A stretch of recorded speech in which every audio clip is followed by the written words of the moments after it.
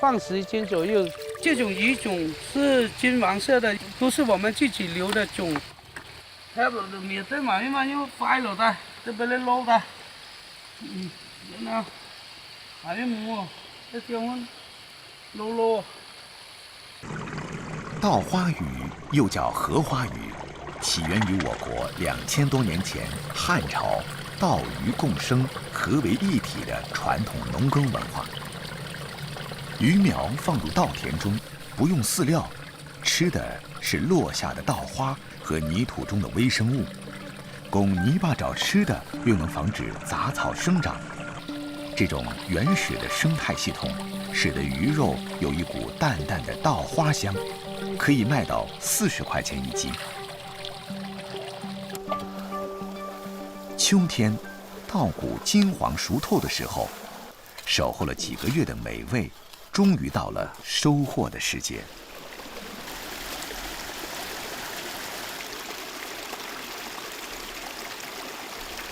哇，很大，大丰收了！今年这个田收了30多斤，估计今年50斤左右。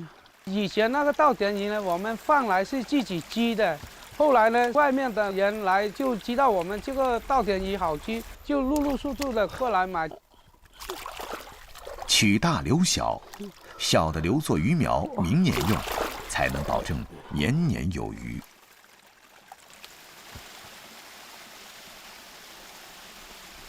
当地最常见的方法是煎鱼，把鱼切块，在油锅中煎到两面微焦，金黄的鱼块捞起后，烧开水，放入姜碎，煮出味儿来，加入鱼块，焖到汤色变白，慢慢收汁。煮好的稻花鱼，鱼鳞酥脆，刺少肉多，口感鲜嫩。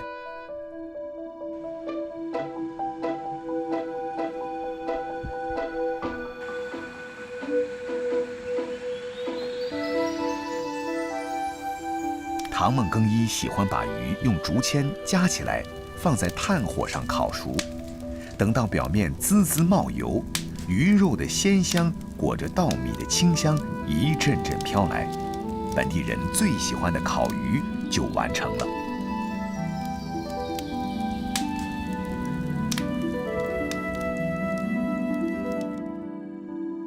没吃完的鱼串起来挂到竹竿上，静静等待太阳把水分蒸发后，鱼肉更香。就算没有稻花鱼的季节，也能尝到这一美味。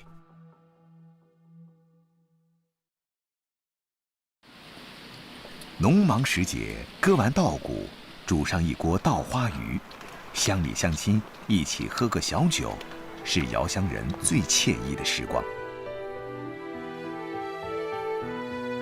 受限于地理位置，如今这里的水稻收割依然得靠人工。这么多年来，唐孟更衣和他的祖辈们世世代代守候在梯田上，田里有鱼，仓中有粮。他们用耐心与汗水守望鱼米富足的幸福生活。在怀集，有一种食物也是当地人1年1度的守候。每年10月，水稻收割完，怀集干洒镇的农户们开始了新一轮的种植。邓玉英趁着最近天气好，也赶紧给自家田里播下种子。撒下去的种子几天后就会冒出嫩叶来。小苗娇贵，本地人得天天守着给水喝，才能保证这蔬菜能按时长出让人满意的丰茂叶子。等上2个月，收割的日子准时到来。这种从播种到采收刚好60天的蔬菜，当地人根据它的生长期命名，称为60日黄菜。60日黄菜其实是一种小型早熟萝卜苗，这种萝卜苗只长苗不长根茎，萝卜一般只有指頭般大小。60日咧，嗰啲黃菜就一般嗰個頭咁大嘅。個最主要啲嗰啲有用啲，個而個價錢賣得高少少嘅。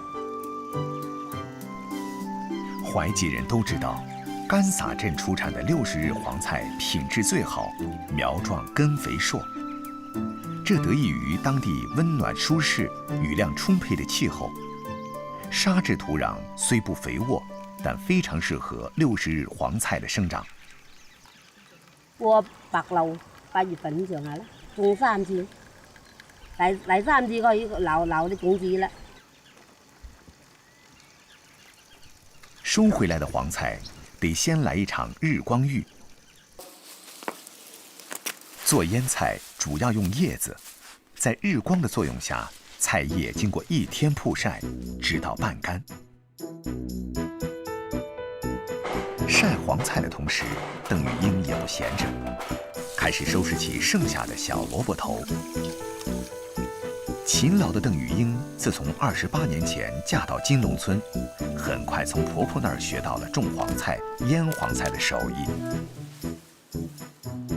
這蘿蔔小巧可愛，洗淨切片，也是做蘿蔔乾的好材料，一點兒也不浪費。曬好的黃菜得在60到80度的熱水中洗個澡。燙菜的過程就是與時間賽跑。下水1分鐘，菜色微微變黃就趕緊撈出，不然醃製的口感就大打折扣了。趁着餘溫，鄧玉英要快速把撈出的菜疊放在竹籃中，一層層的攤開鋪滿，最後包裹住，壓上木板還不夠，重要的是最後的大石頭。利用自然的重力，將黃菜內的水分壓榨出來，接下來就等待黃菜變身了。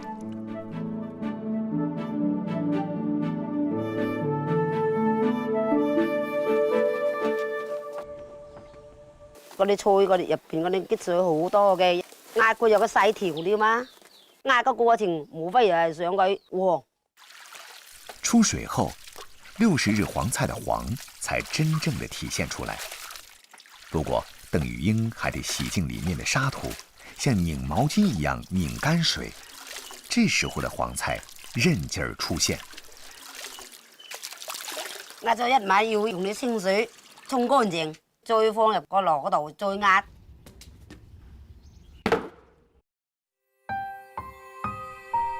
經過2天的反覆擠壓，只剩下極少量水分的黃菜迎來了最後的考驗。唯一的配料鹽，既可以防腐，又可以讓食物變得鹹鮮美味。如果到尾頭佢唔使鹽啦，都冇所謂，因為我入邊啲滲透鹽啦，你反轉到嗰啲水呢個浸透嗰度啦。黃菜的製作工序繁瑣又辛苦，現在願意做的人越來越少了。但28年來，鄧玉英一直守着這門手藝，靠着這份勤奮，鄧玉英家蓋起了2棟小樓。裝好的壇子封好，反扣放置出水，一段時間後有了空隙，再填入黃菜，這才算大功告成。靜候1個月，黃菜開壇。醃好的60日黃菜，色澤金黃，乾爽有韌勁兒，帶有微酸和清香。這時候的醃菜才真正可以冠以60日黃菜之名。本地人都有一手烹飪黃菜的好廚藝。鄧玉英忙的時候，下班在家的丈夫便是家裡的大廚。材質單純的黃菜，極易吸收搭配食材的美味，百搭百配。把豬肉炒香，加入清水和60日黃菜。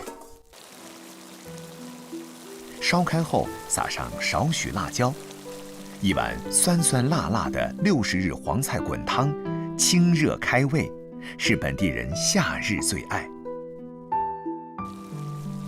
與魚肉同煮，黃菜將魚的鮮味全部吸收，便是一道味道獨特的酸菜魚，既有鯇魚的鮮味，又有60日黄菜的清爽，浓而不腻。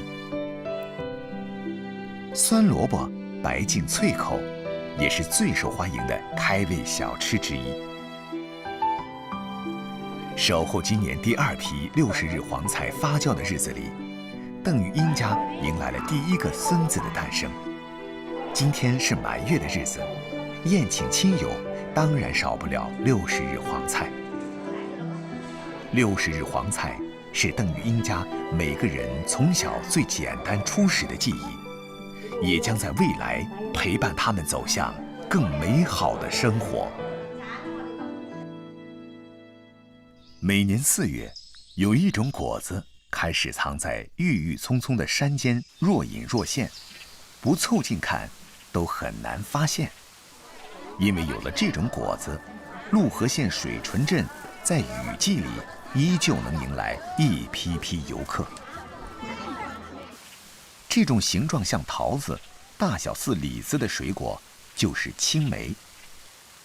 望梅止渴，看着清脆的梅子，让人忍不住想要摘一颗解解馋。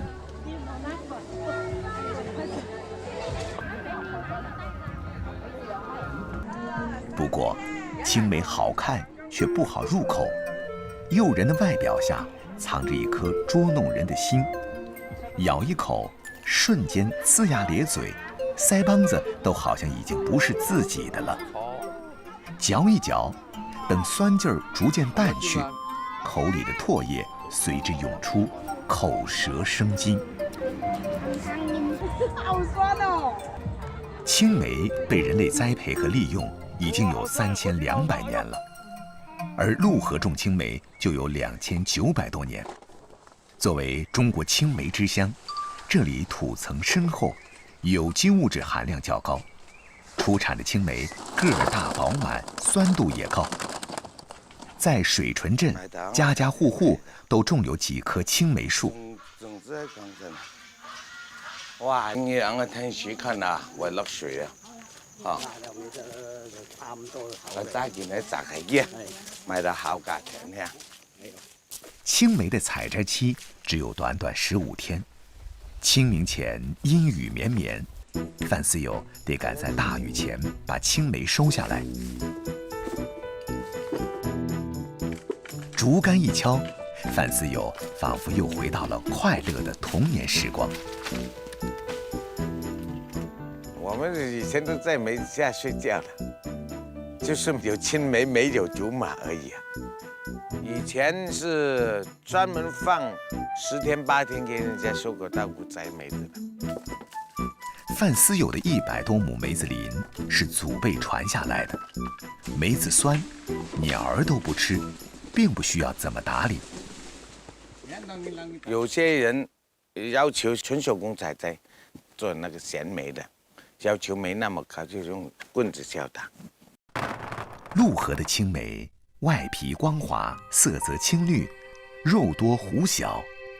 加工青梅想要保持口感，得选用还没熟透的梅子。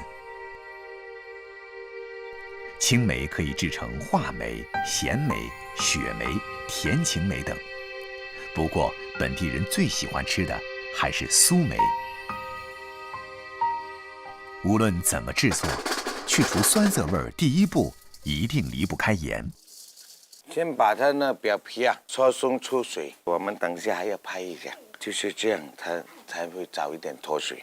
24个小时以后，再拿泉水啊去泡，泡淡了，把水倒出来，我们再进第一次放糖，大概每斤梅子要放半斤糖，然后拿到那冷藏10度左右，它才会脆的。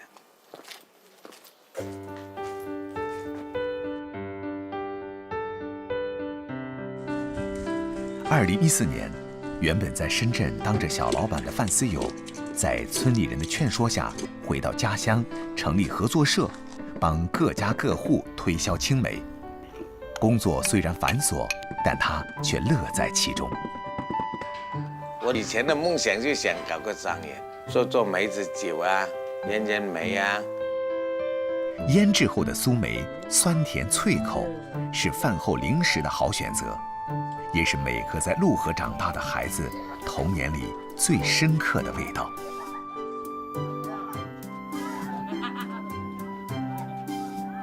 晚10天采摘的青梅成熟度刚好，用来制作青梅酒再好不过。晾干的青梅加上白酒，一般浸泡1年就可以喝了。不过，范思友酿酒一直坚持自家祖传的窍门和标准。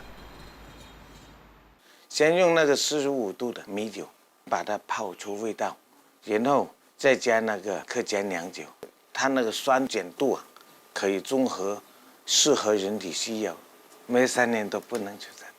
泡久了以后，会喝酒的人慢慢喝，它会产生一种历久弥香的味道。用盐腌制的咸梅是潮汕人做菜时最爱的佐料之一。腌制3个月以上的咸梅，压碎切开，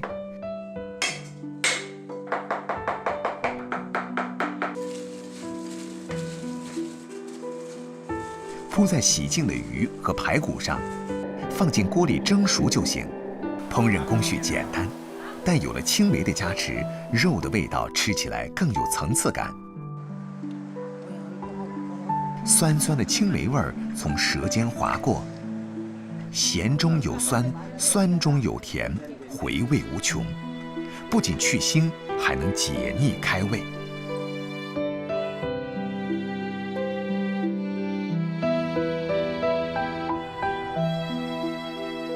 等到冬天，这里又迎来梅花漫山开放的美景。远离城市的喧嚣，回到幽静的山野。虽然儿时的梦想才刚刚起步，但对范思友来说，守护的过程就像制梅，苦涩过后总会加点甜。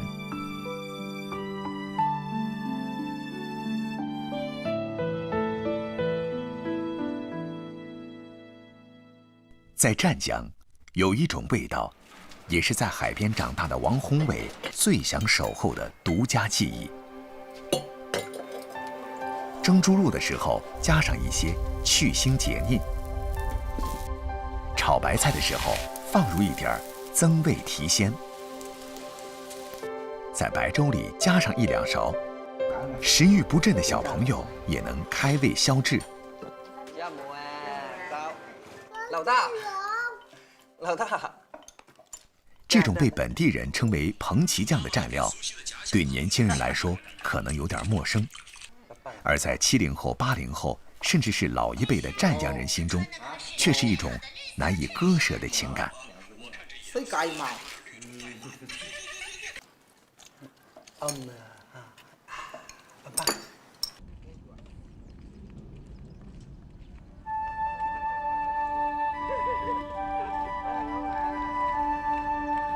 天晴的时候，王宏伟会拉着朋友们到海边去。湛江东海岛位于雷州半岛东部，前海滩涂面积比陆上耕地面积大，海生资源丰富，是本地人寻味的天然粮仓。每天退潮后，成千上万的生灵随着大海的扩张来到海滩。彭奇偷偷爬了出来，成为王宏伟他们眼中的宝贝。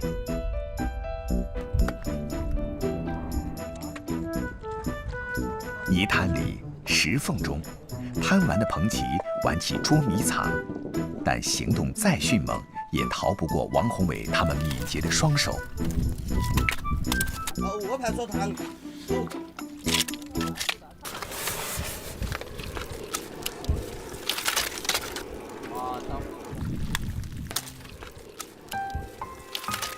晒嗰陣時，我哋經常落去㗎啦，捉螃蟹啊、滑流啊嗰啲咯。熟話都係話撐開嗰個撐。海滩上忙碌的人們，是落潮時分灘塗上的亮麗一景。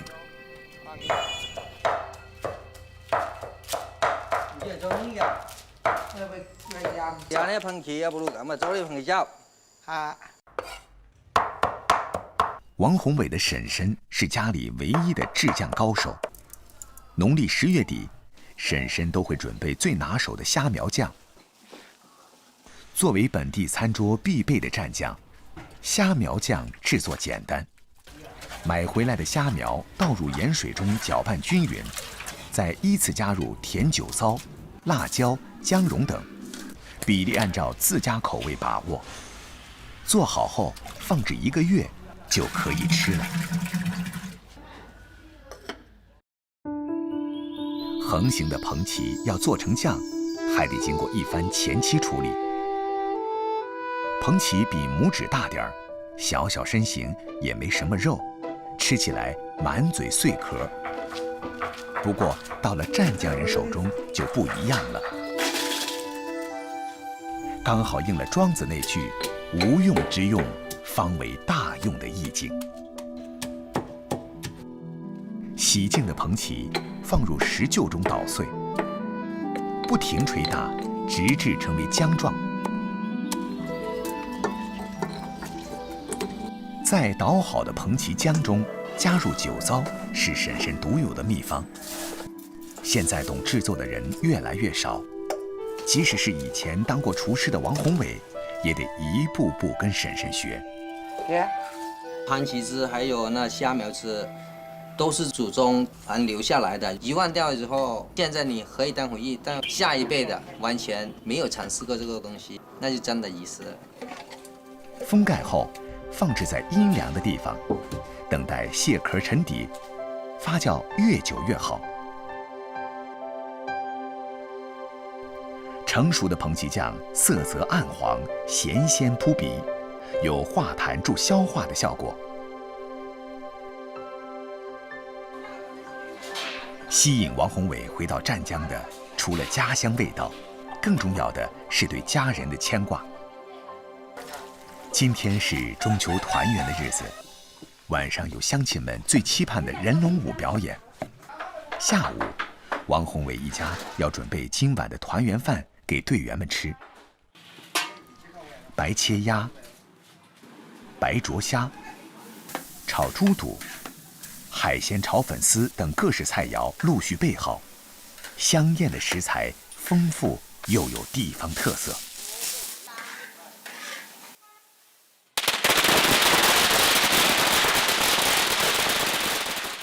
中秋佳节，村子里弥漫着浓浓的过节氛围。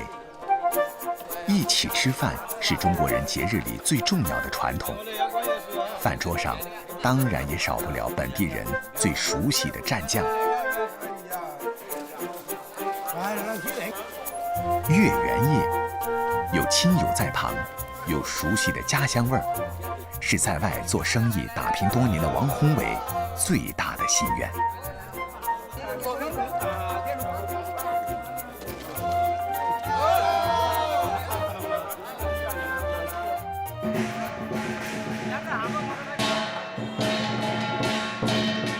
晚饭的热闹过后，中秋的重头戏才真正上演。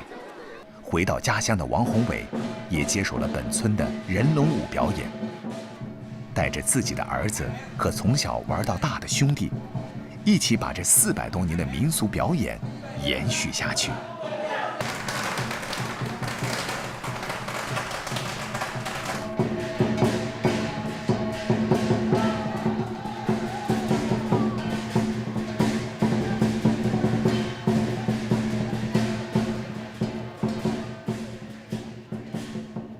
在自然与人心相结合的美好等待中，时间是最好的参数，食物是最真实的载体。老广们物尽其用，通过执着的坚守，诉说着对家乡、对亲人的情感，更守候着对生活的热爱。如果用一种味道形容深秋和冬天，那一定少不了辣味。秋风起，食辣味，是老广们耳熟能详的口头禅。乡村里的左邻右舍，在天台上挂起一串串腊味，这是冬天来临的信号。冬至前后，连州东碑镇的欧阳志珍，一年里最忙碌的时候又到了。一早，他就到自家的养鸭场去看看。啊！呢啲鴨夠啦，夠120日噶啦，可以開工劏鴨啦。广式腊味以腊肠、腊肉出名，但今年猪肉价格飞涨，欧阳志珍转而养了2000只鸭子。佢就住啫，我要等到個天氣啊，要等到呢個時候較香啲啊。佢換咗毛，佢較老辣啦嘛，辣翻出嚟咧，佢又靚啊啲鴨。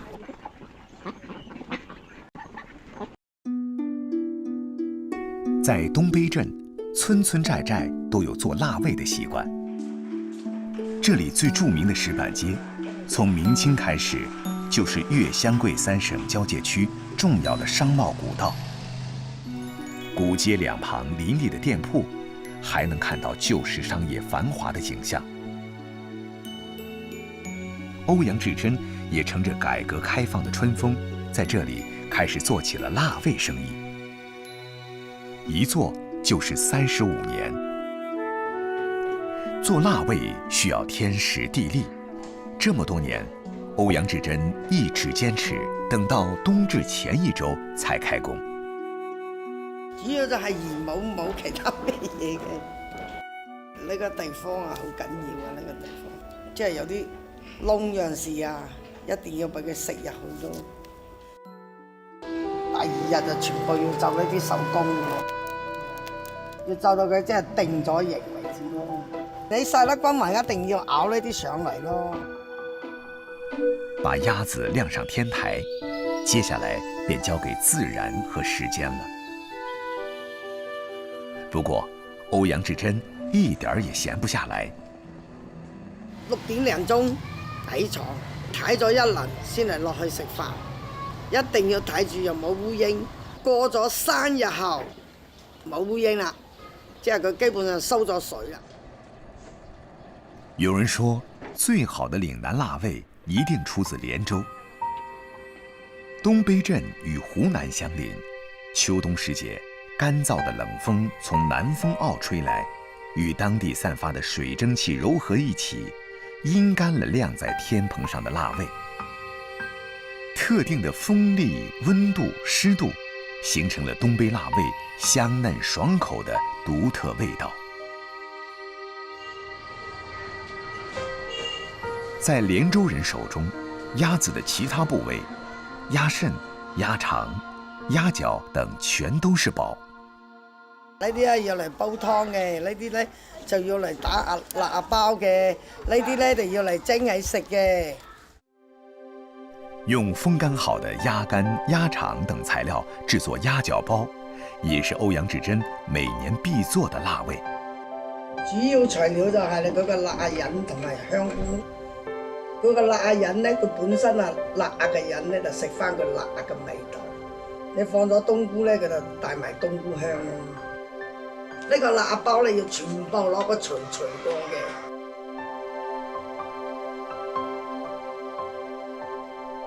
即使製作十分考驗耐心，歐陽志珍依然堅守着品質第一的標準。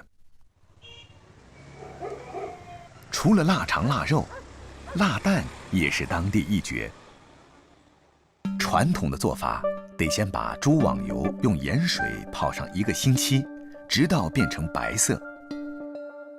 如果你唔泡嗰啲血水出嚟咧，個網油就唔得白又腥。鴨蛋咧，若自己屋係有鴨咧就更加好啦，一定要本地蛋，佢個蛋黃咧就好夠嘅。魚黃步步做嗰陣時咧就全部肉嘅，後嚟咧冷下放翻啲臘腸，可能個味道唔同，有呢種臘腸味香，呢度有蛋黃香，加上又有呢個網油香。傳統臘蛋從備料到製作至少15天，繁瑣又賣不出高價，現在願意做的人也越來越少。最多係5蚊銀錢一個。佢而家做啲係新式㗎啦，呢個根本上冇人做。就我每年我都堅持做，做到我就送朋友咯。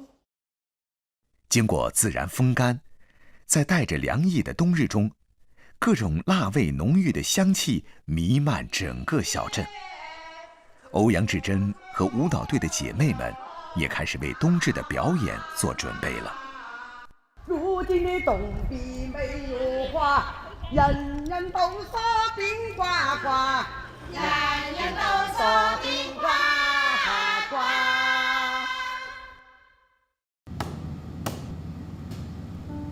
节日里更少不了一顿辣味大餐。辣味包萝卜，将腊猪手与白萝卜同煮，等到汤色转白，萝卜吸收了辣味的咸香，鲜甜浓郁。东北腊肉炒连州菜心，菜心的甜与腊肉的咸恰到好处的结合。还有蒸腊味拼盘、腊味煲仔饭等，都是本地人餐桌上的家常。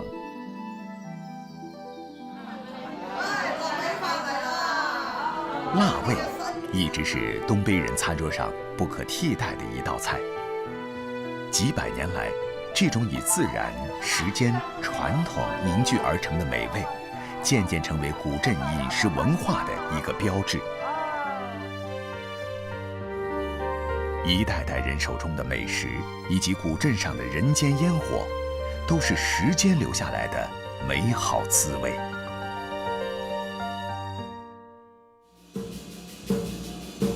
在潮州，有一种味道，同样以制作时间久而著称。夜晚，潮州古城牌坊街的街头，几乎家家户户的店铺都摆放着潮州三宝，吸引了许多游客驻足。潮州三宝指的是老香黄、老药菊、黄皮尺这3种凉果，其中老香黄更是被列为潮州三宝之首。这其貌不扬的东西到底是什么呢？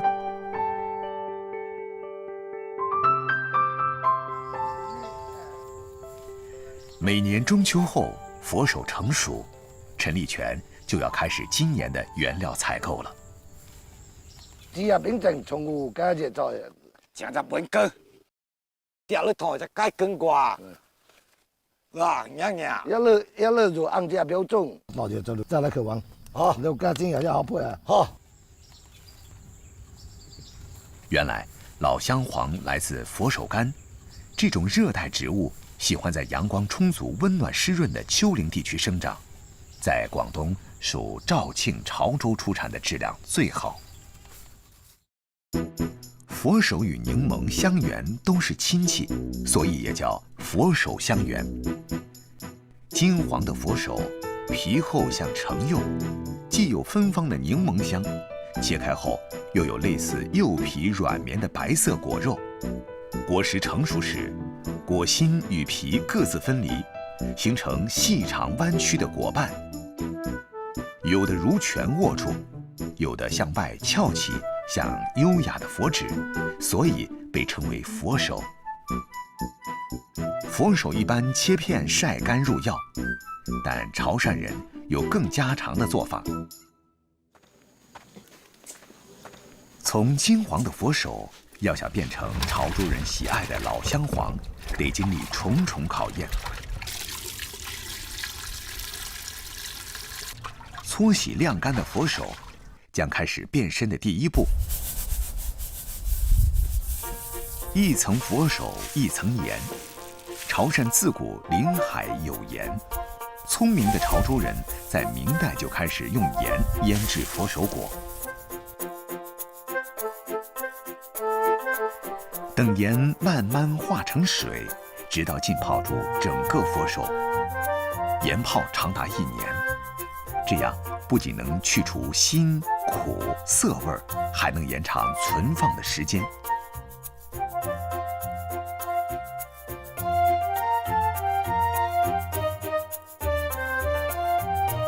盐腌1年的果胚晒干退盐后，反复漂洗蒸煮，使得盐分降低。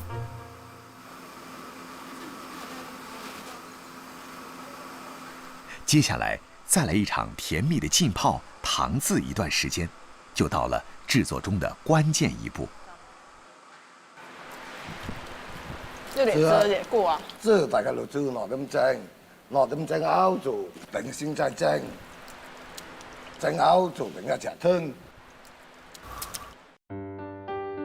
反复糖渍、蒸煮再熬制，陈立全想把9蒸9制的古法交给女儿。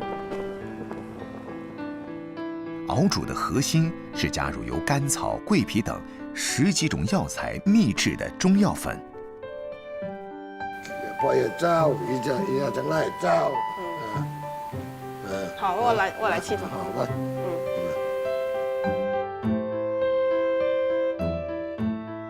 中药静置后的佛手果已经慢慢变黑，在接受阳光洗礼，直至果肉表面柔软，肉质有韧性，就可以准备入瓮了。就晒到起码的水温是20几，它保持就是你放时间长了，它也不会发霉。整个过程纯手工制作，陈立全坚持了30年。本来好东西就是复杂啦，肯定你要用心，用耐心去按照传统的方法去抓。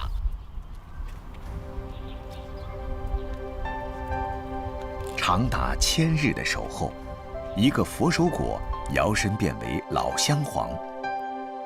好的老香黄形状完整，色泽乌黑油亮，散发醇厚沉香。老香黄的老，全在它的制作时间长，而且久藏不坏，存放越久，药效越好，也更值钱。潮汕人喜欢饼食，老香黄也是做饼的好材料。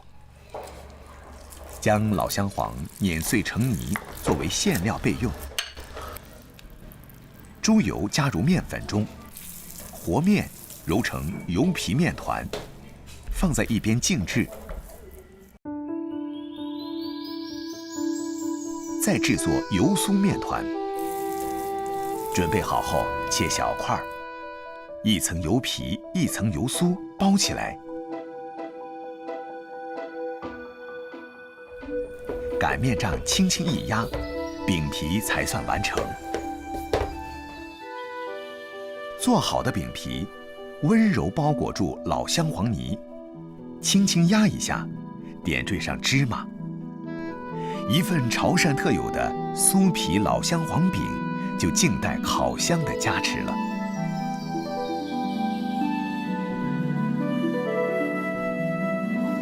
烘烤后的老香黄饼，饼皮金黄，轻轻掰开，皮酥馅儿香，作为配茶的小吃最好不过。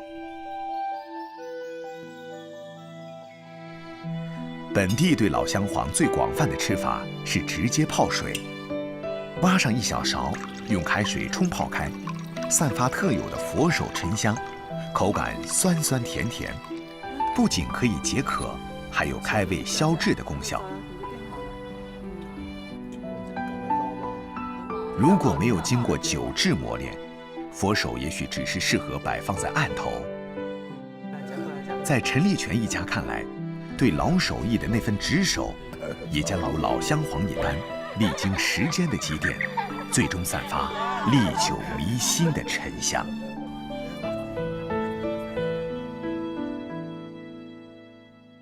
今年5月，广东大部分地方的水稻已经种下半个月，唐孟庚一家的田头才开始忙碌开来。莲南作为少数民族自治县，瑶山绵延百里，房子依山而建，一排排层叠而上，是世界上唯一的台窑聚居地。这几年，许多窑民搬下山，唐孟庚一的父母不忍舍弃祖辈双手开垦的梯田，还是坚守在山上。每到耕种时节，他总要上山来帮忙。唐家的田地位于大谷坳村的半山腰，这里的姚民依然用着最古老的农耕技艺，与一头头黄牛共同开垦并守望美丽的梯田。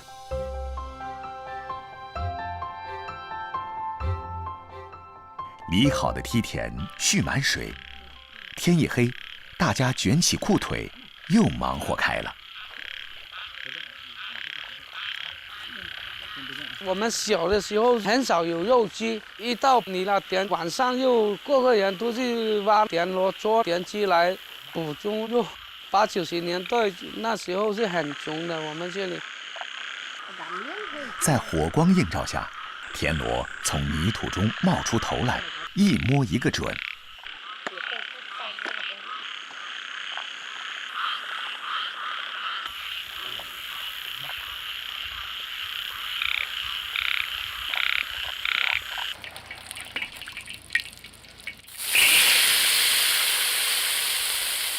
养上一个晚上，吐出泥土，放入锅里热炒，撒上山间随手摘到的各种香叶，一份富有当地特色的炒田螺就大功告成。